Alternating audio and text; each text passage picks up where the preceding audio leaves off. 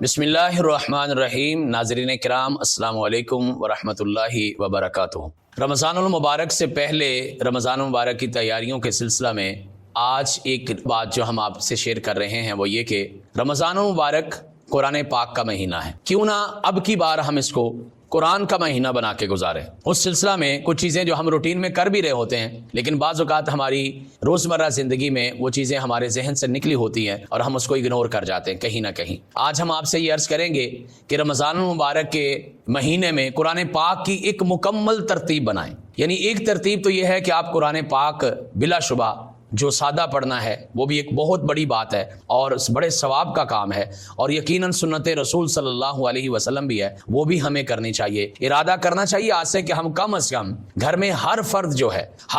جو ہے وہ ایک دوسرے سے کہلوا کے کم از کم ایک مرتبہ پورا قرآن مجید ہم ضرور مکمل کریں گے۔ قرآن مجید کے سلسلہ میں ایک دوسرا کام اگر ہم کر جائیں تو یہ ایک بڑی اچھی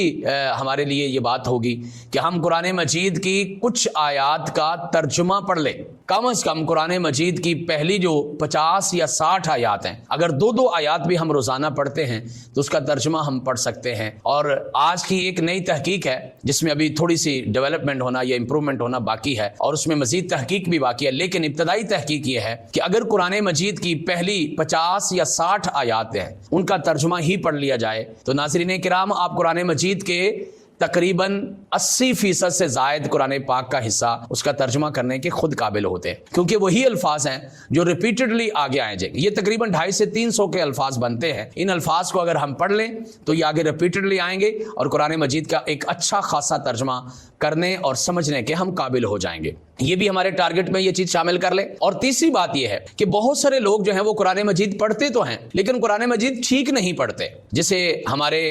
زبان میں یا پڑھے لکھے لوگوں کی زبان میں تجوید القرآن کہا جاتا ہے۔ ارادہ کریں کہ اب کی بار گھر میں جسے قرآن پاک سب سے صحیح آتا ہے یا ہمارے گرد و پیش میں صحیح آتا ہے یا مساجد میں قرۂ کرام ہیں، آپ نے ان سے روزانہ قرآن مجید کو درست پڑھنے کا ایک اصول سیکھنا ہے، اور 30 اصول تو بہت زیادہ ہیں، کم از کم 10-15 اصول بھی اگر آپ اچھے طریقے سے سمجھ جائیں اور اس کو پھر امپلیمنٹ کریں، اس کی پریکٹس کریں، اس کی مشق کریں تو آپ قرآن پاک درست پڑھنا شروع کر دیں گے۔ کیا ہی بھلا ہو کہ اتنے سال ہو چکے ہیں ہم قرآن پاک درست انداز میں نہیں پڑھ رہے، اس وقت اس رمضان میں ہم یہ کام بھی کر جائیں کہ ہم نے قرآن پاک کو پڑھنا بھی ہے، درست بھی پڑھنا ہے، اور جیسا تیسری بات میں نے عرض کی ہے ترجمے کے ساتھ بھی کچھ پڑھنا ہے اور سمجھنے کی طرف ہم نے آگے بڑھنا ہے۔ حضرات قرآن مجید کے اس مہینے میں آپ قرآن مجید کا پیغام عام کیجئے۔ آپ دوستوں سے ملیں گے، آپ اپنے رشتہ داروں سے ملیں گے، اپنے والدین کو ملنے ان کی بیٹیاں آئیں گی، بھائی جو ہیں وہ اپنی بہنوں کے گھروں میں جائیں گے، رشتہ دار عزیز ایک دوسرے کو وزٹ کریں گے، کہیں نہ کہیں ملاقاتیں رہیں گی، تو آپ ایک دوسرے سے قرآن پاک کا سوال ضرور کیجئے۔ آپ نے کتنا قرآن پاک پڑھ لیا ہے؟ فون پہ بات ہو رہی ہے،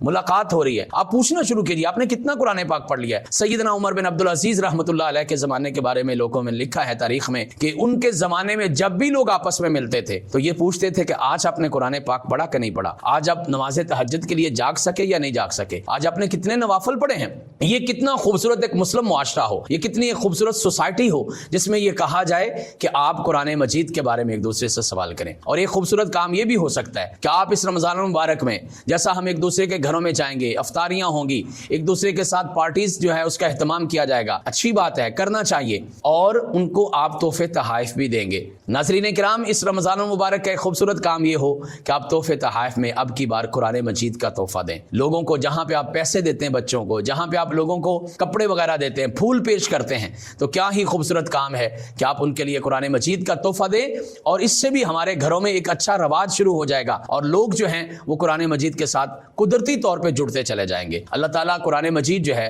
اسے ہمارے سینوں کا سرور، ہماری آنکھوں کا نور اور ہماری زندگی کا بہت بڑا حصہ بنا دے، اور دعا کیجئے گا اللہ تعالیٰ آپ کی اور میری نسلوں میں قرآن مجید کو جاری کر دے۔ اللہ دنیا اور آخرت میں آپ کا میرا ساتھ جو ہے وہ قرآن مجید سے جوڑ دے۔ آخر دعوانا ان الحمدللہ رب العالمین۔